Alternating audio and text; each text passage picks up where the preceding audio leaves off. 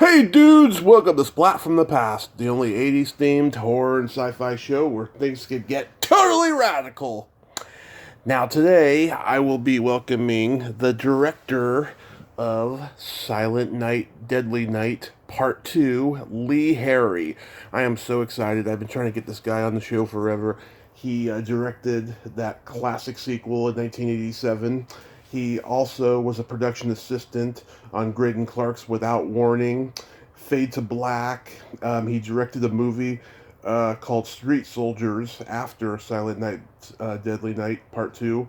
And I guess he's still out there working. I'm going to ask him questions about all that stuff today. And I can't wait.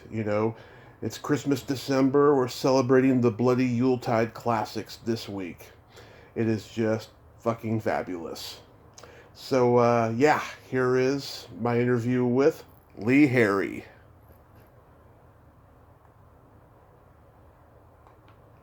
Hi, this is Lee.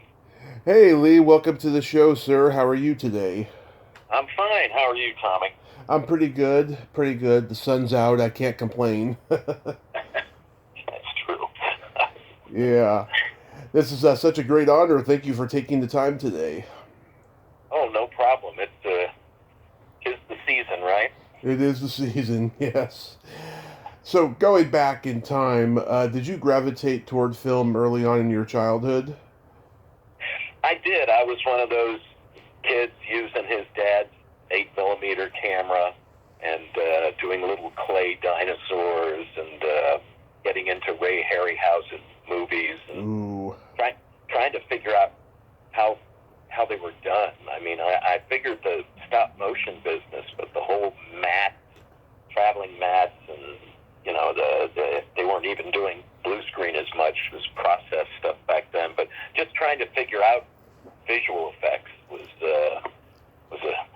one of my favorite things to do. How'd they do that? Yeah. And, do you remember the first movie you ever saw? The first movie I ever saw. No, it may be. No, I'll tell you. I know early movies I saw. Mad World. I remember seeing that when it came out in Cinerama in D.C. I grew up in D.C. Classic. Let's see here. What else? I remember The Family Jewels, Jerry Lewis. I think that was the first. Love it. Was it my birthday party where I had some friends over and we all went to see a movie. And that may be one of the earliest movies I can remember. And I do remember at that movie, which was, arguably a family film, they had a trailer for a movie called The Head.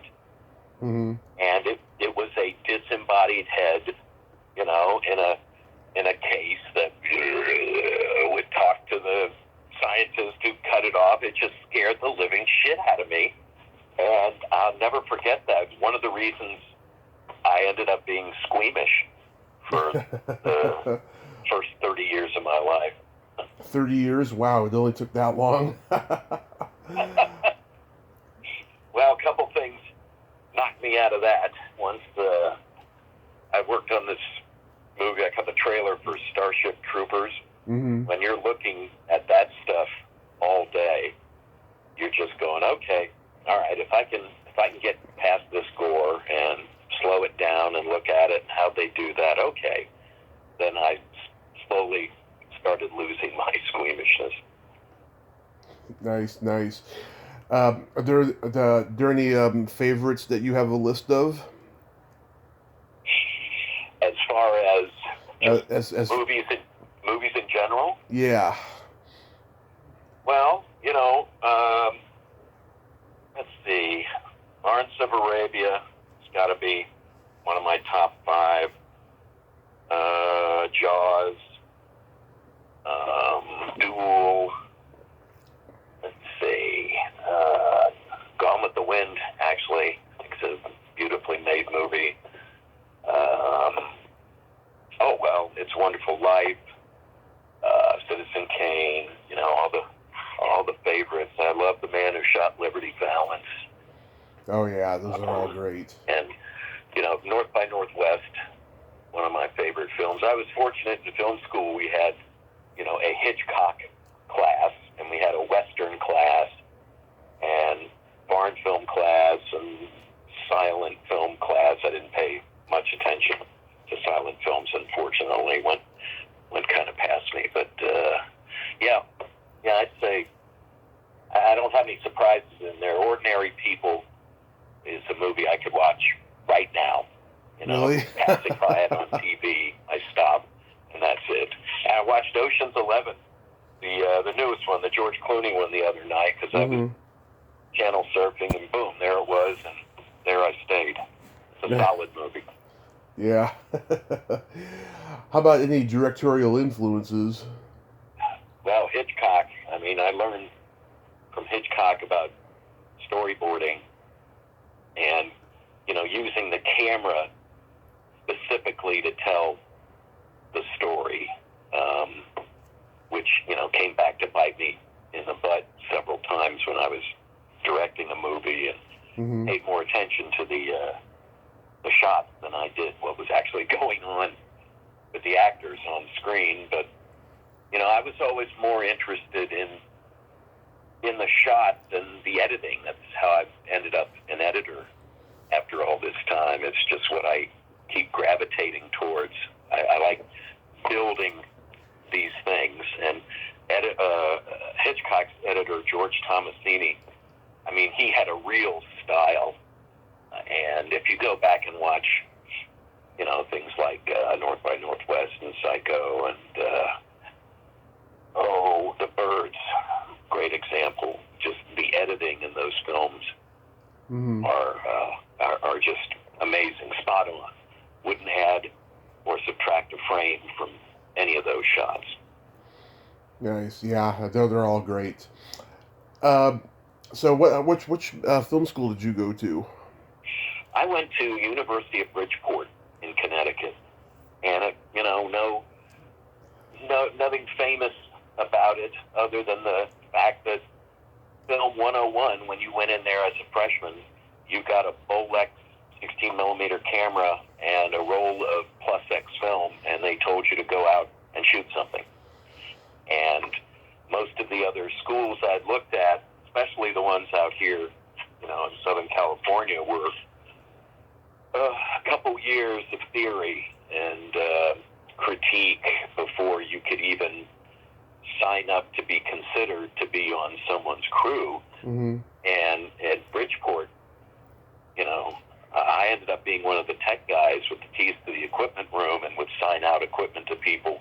And we had, Bolex and Eclairs, we had a Nagra recorder, we had a, mag stripe recorder, we had flatbeds, two flatbed moviolas. I mean, we really learned on some nice stuff. And in retrospect, I wish they had an upright moviola, those R2-D2 looking things, because it took me a while to figure that out once I got out here. Yeah, I can imagine. I noticed you were a production assistant on Graydon Clark's Without Warning. Yeah. I've interviewed Graydon. How was that experience? Well, that was fun. I had a great time on all of those PA jobs I did. On that, I was Martin Landau's driver. Oh. So I got to go. I had a Mercury Bobcat at the time, which is, the Mercury version of a Pinto, Ford Pinto. So it was a little nicer. Oops, okay. And so I went into Beverly Hills to pick Martin Landau up, pulled up in essentially my Pinto, and he came out and did a double take. And I guess he was expecting a limo, but, low-budget movie, low-budget pickup. And he was a very nice man, and we had some nice conversations. It was an hour drive from his house out to Agoura, where the movie was shot. But I met some great people, and, had a lot of fun. Started driving the Winnebago at that point, too, and learning the ropes of being a PA. Didn't pay much of anything, but it was fun. Did you get to interact with Jack Palance?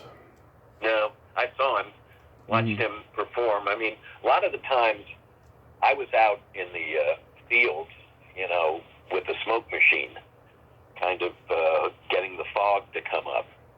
And you just hear the walkie-talkies, like, "Hey, we got a tape coming up. Smoke, please!" And just start the smoke going, and me and a couple of my PA buddies were just out there, you know, coughing through all this, because it was some kind of oil that they used in the fog machines back then, and it was just nasty. Yeah. But that movie had a lot of fog, as I recall. Mm-hmm. You also were a production assistant on Fade to Black. I love that movie. Yeah, that was wild. I was Dennis Christopher's driver on that, and I drove his Winnebago, and went and picked him up in Hollywood every day and took him to the set. And I think it was right after that my wife ended up being his personal assistant for a period of time. He took a liking to us, and you know, kept her on after the movie was over. But I enjoyed that. He was a nice guy, and I thought he was very talented, and it was fun to drive his Winnebago. He had some interesting people come in and out of his Winnebago. I bet. So leading up to Silent Night, Deadly Night Part 2, was it troubling to get something to direct or write something to direct? Well, I've been wanting to. I mean, I was lucky enough in college to win the Student Academy Award, so I just thought, well, next step, Hollywood, and I'll be directing. Well, no, next step was being a PA and choking down smoke and driving people around, which I'm so glad I did, because you have to. Yeah. You have to, and getting coffee for someone is the best way to just kind of hand them the coffee and stand there and listen to what the director is telling his actor, you know, or telling the DP, and you're just, you know, lurking and on the outskirts. So at any rate, I was working at this post-production house, cutting sound effects, and the movie came in. The guy who was my boss was friends with the people who had bought Silent Night, Deadly Night after it kind of imploded on its initial release. TriStar released it, and, you know, it got shut down. People were outraged. They were showing commercials for Killer Santa Claus, you know, at nighttime when the kids could see it, and daytime when the kids could see it. Yeah. So they brought the movie to Larry Applebaum, my boss, and said, "Can you guys recut this movie, move it around, and call it something else, and we'll release it?" And we watched it, and we talked about it, and we came back to them with the idea that, no, we couldn't do that, but if you give us a little bit of money, we could shoot some bookend scenes, and, you know, a couple kills, and try to turn it into more or less a flashback movie. So that was the intention from the beginning. I know the movie gets a bad rap, for many reasons, but people say, gee, it's just, you know, it's all footage from the first movie. Yeah. Yes, it is. That's exactly what our assignment was, to use the first movie, and as much of it as we possibly could. And that I was still squeamish at the time, which, while you notice, I went through the movie and I cut the violence down, because I always thought the violence in the original film was pretty nasty. Yeah. You know, mean. And ours ended up tending to be a little more, you know, skewed, a little lighthearted. And plus the MPAA, when we submitted it to the ratings board, they gave it an X rating because of violence. Because there's, I don't know, 34 people or something get killed in it. So you have to go back and start taking out little pieces of murders and, you know, a little less blood here, a little less blood here. They never tell you exactly what to take out. They just say it's too intense. It's the overall intensity. Well, what's so intense about it? Well, we can't tell you that because that would be censorship. But were just telling you that if you keep submitting it like it is, it's going to get an X rating. So we submitted it like 3 times, and they finally gave us an R. I had to lose my favorite piece of gore in the movie, but we had to lose that. You know about that, right? The little end of the umbrella. Yeah, which is one of my favorite kills in the movie. Do you have a favorite kill? Yeah, well, that's it. You know, the umbrella. It's just got to be it. It was my buddies and I, when we were sitting around writing this thing, just laughed our asses off thinking about that. You know, having an umbrella go through someone, and we may have seen that happen, but we've never seen it open on the other side once it came out. So that was our fun kill in that. Yeah, my other favorite one is the car battery. Yeah. I've been told many times that a car battery couldn't do that, or a car battery charger, but hell. Yeah. You know. Yeah.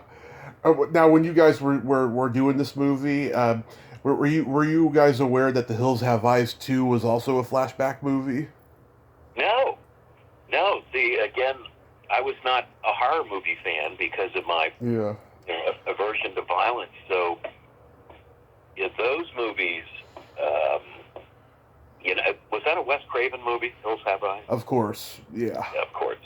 Yeah, I mean, and he was, it was pretty gritty, as I recall being told those movies. And what else was back then? The Hills Have Eyes. And what's another example of that?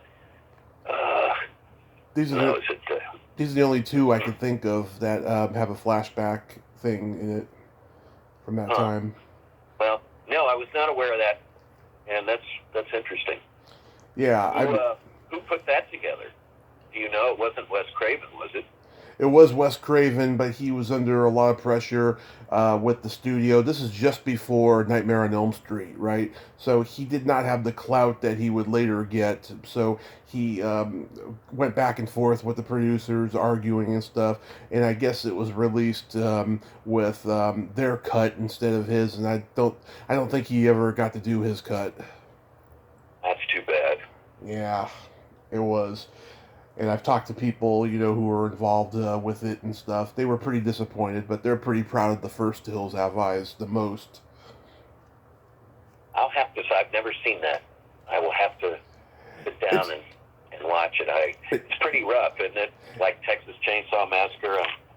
It is, another down but it's way different. It's not even a horror film. It's actually an exploitation film with like horrific stuff, but it's not. There's no gore at all. Oh. Yeah.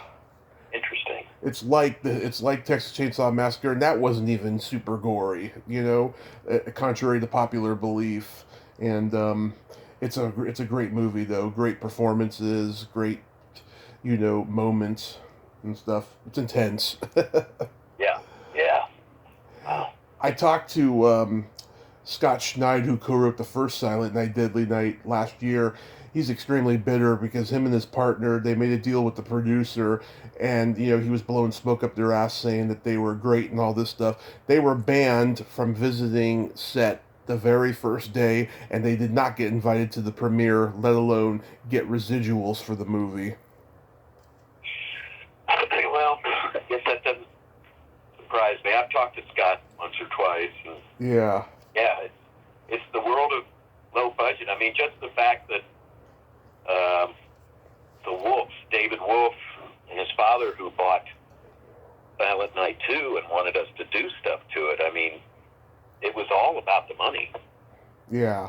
It was how can we turn this lemon into lemonade and make some money on it. And he even told me, David Wolf, I was cutting it and taking a little longer than they'd liked. He said, it ain't hardly. Get going. Move it. Yeah. Well, that's the mindset of a lot of low budget films back then. Yeah, I think it's gotten better now because it seems like the younger generation's a lot smarter because they've learned from the mistakes of the people that influenced them. Well, yeah, and it's just the cost alone is crazy cheaper than it was back then with 35 millimeter film, and that was really expensive, and the cameras and things, and now shooting on a C200 or an iPhone even with a gimbal, Yeah. you can do some amazing stuff. I've been working on a couple of local features up here and having a blast because you just go in to your location with 4 people and you hardly have to light anything. Sound is easy. You shoot it and bang, you put it in the Avid or Premiere and cut it, and you just move on. It's so much easier to be a filmmaker now. I think you still need a vision, obviously. Yeah. But it's much easier to get your hands on the equipment, like writing music. I mean, my gosh, the programs and things on computers now it's ridiculous. It used to cost thousands and thousands and thousands of dollars for tape machines and tape and effects processors and things, and now it's just dirt cheap with plugins that can do 10 times what a piece of equipment could do 10 years ago even. So, yeah, I think it's great for young people now. Just, go for it. Absolutely. So did you try to get Robert Brian Wilson to come back to play Ricky? No,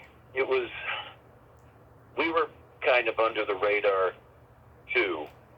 The only person we wanted to talk to was Lillian Chauvin, Mm-hmm. who, reprised her Nun, and she didn't want to do it, or it was too expensive or something. I can't even remember. That's why we went with Jean Miller, and we disfigured her face to make it look like something had happened to her, a stroke, or who the hell knows. And Yeah.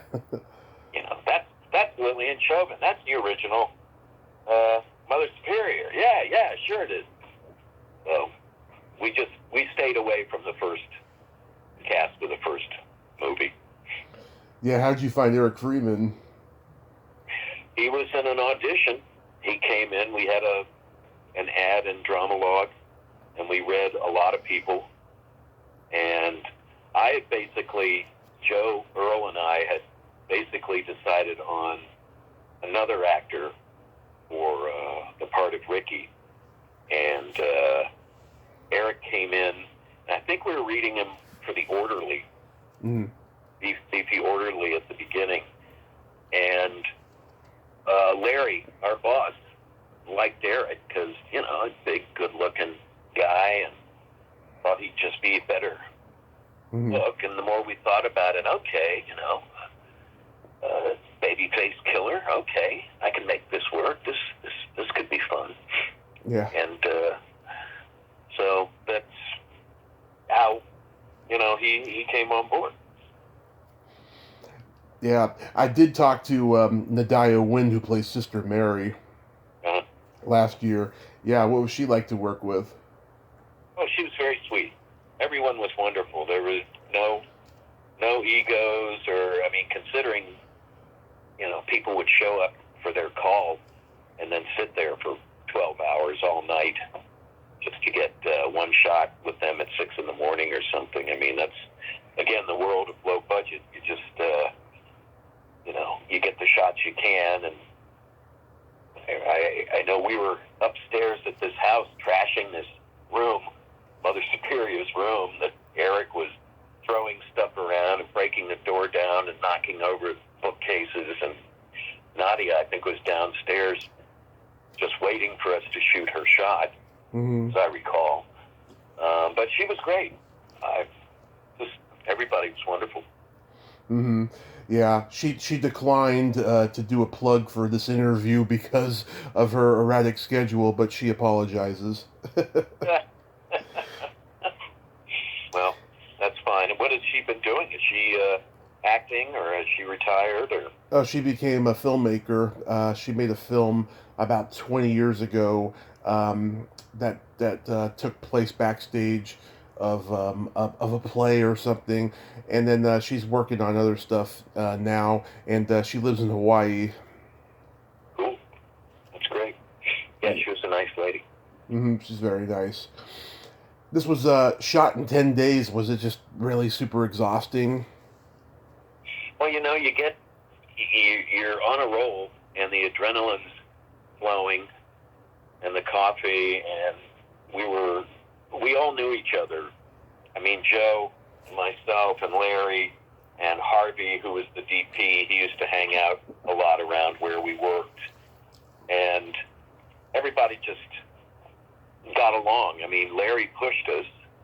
I mean, I've always said that, he pushed us because he was the guy, with his eye on the budget, and Harvey had to, protect me a couple times, not physically, but to help me get some coverage that I wanted to get, and Larry's just tapping his watch, let's go, and Harvey would just pull out his light meter and start looking at things and holding it up, and Larry would get frustrated and walk away, and then we would do what we wanted to do. So it was a thrash, no question about it, and a lot of it was our production manager, Eric Gage, was great, because while we're over here getting this footage or this coverage, he's locking down a location, a mile away, which was easy to get to. So we run over there and grab what footage we can, and then we go eat, then we go grab more stuff. I mean, it really was, we had permits, but it was smash and grab a lot of the time. Yeah. Survival of the fittest. Yes. Did you get offered to direct the other sequels? No. God, no.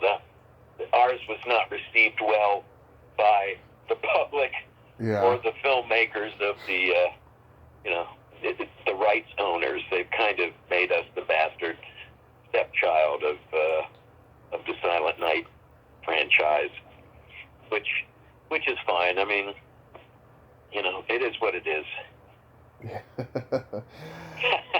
Yeah, it is what it is. But a lot of people like it, though. Yes, and I've been to many screenings, and people do like it, and I'm glad to hear them laugh at things, and some things were obviously unintentional that they're laughing at, but other things, we hope they would laugh, and it's great to. I was at a screening last holiday season, and most of the people are young, so they don't know about, the stories behind things. Oh, this is the notorious film that has footage from the first movie, and it was badly reviewed and all this. They don't know. They just know that they're on a horror movie kick, and they're watching Nightmare on Elm Street, and they're going to watch, The Hills Have Eyes, and now they're going to watch Silent Night 2, and they come to it with no expectations or no preconceived notions of this is supposed to be bad or something, and they have a good time. And that's what you want from a movie, right? Have a good time. Absolutely. So after that, you did a movie, what was it called? Street Soldiers? Yeah, Street Soldiers. With a Taekwondo master named Jun Chong. He had done a film earlier, Silent Assassin, and I was a re-recording mixer on that movie. And while we were in between reels, we just started talking, and I told him about Silent Night, and he brought me the script that he'd been working on for his next movie. He had a partnership with a guy named Philip Ree, who did Best of the Best. Action Brothers, they were called.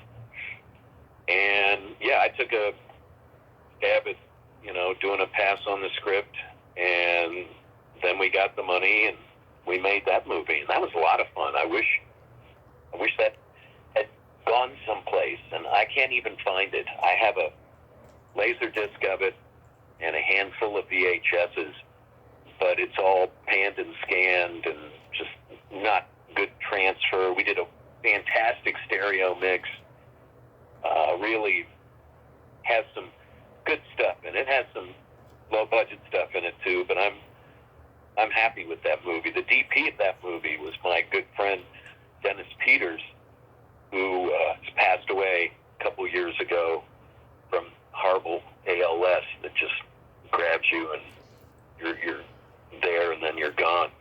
But he shot my short, The Whistler, a few years ago. This is one of the last things he did. And I cut a movie that he directed called I'm Not Adam. So, it's kind of, we all work with each other and I'm in and out of each other's lives and help each other. But, Street Soldiers, good-looking movie. I'm proud of it. I wish it had seen the light of day. I see you had John Richardson, who back then was Jay Richardson. Yep. I was supposed to... Wheelchair Willie, he played. Yeah, I was supposed to interview him this summer. He unfortunately took a job and he caught COVID, but he's doing all right, though. Oh, that's good. Oh, wow. Yeah. Bad, but it's good he's doing all right. Jeez. Yeah. Hopefully I'm going to get to talk to him soon and stuff. And I'll bring the movie up, Sure. I hope he got paid. Yeah. I'm sure there's a VHS copy of that somewhere on eBay. Well, that I've got. I mean, I've got the VHS and the Laserdisc. I went looking a couple years ago for the negative.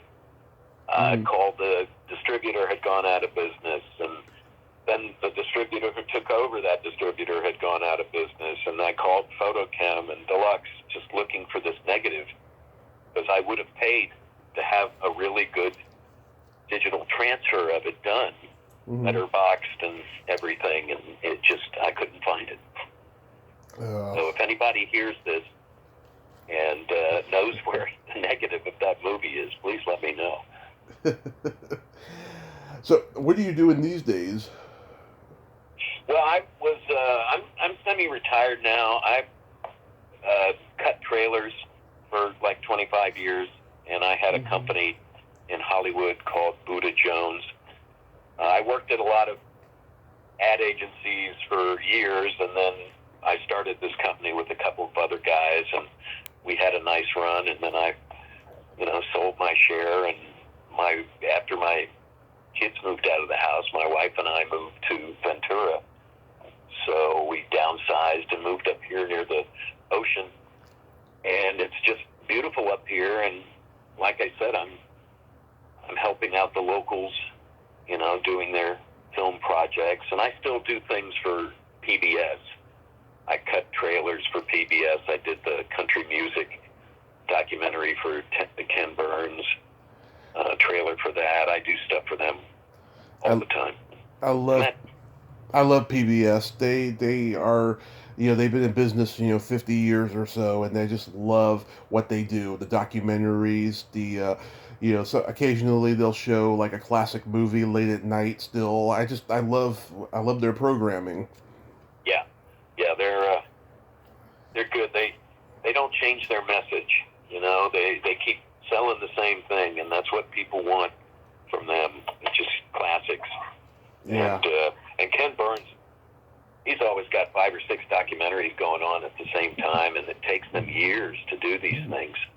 And, something that comes out, I just worked on one recently that comes out next year, but I know they've been working on it for a couple of years. So, all going simultaneously. So that's why there's, one every year from these guys. Mm-hmm. Well, Lee, I thank you so much for coming on today and stuff, and hope you get to make a passion project in the future when all this craziness is done. Well, that's nice of you. I got a few ideas about that, and I hope so too.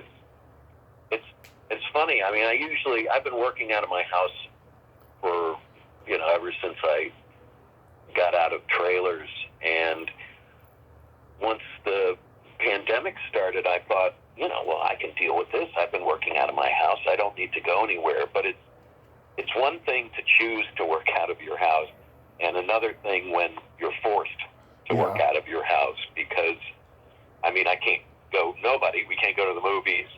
Not supposed to go out to eat, can't go visit friends, things like that. My kids live in Pasadena, and with my grandson, and we have to get tested before we all get together, So it's crazy. I hope this whole thing, comes to an end fairly soon. Yeah. We'll look back at this year and just shake our heads. I think, God, you remember 2020? Wow, what a crappy year that was. Yeah, but it ended so good because we got a new president, and hopefully he's not going to fuck it up. Well, knock wood. That's what I'd say. Knock wood, exactly. Well, Lee, you have yourself a Merry Christmas, a Happy New Year, and stay safe. Thank you, Tommy. Same with you, and it was a pleasure talking to you today. Thank you, sir. My pleasure was all mine. All right, take care. Okay, bye-bye. Bye. Well, there you have it. Lee Harry. Ain't he a cool dude? What a nice guy, and I'm glad he came on to share his memories of making Silent Night, Deadly Night Part 2. Well, until next time, this is Tommy Throwback Kovac saying, there's no shame in living in the past, because the present sucks. Later, dudes!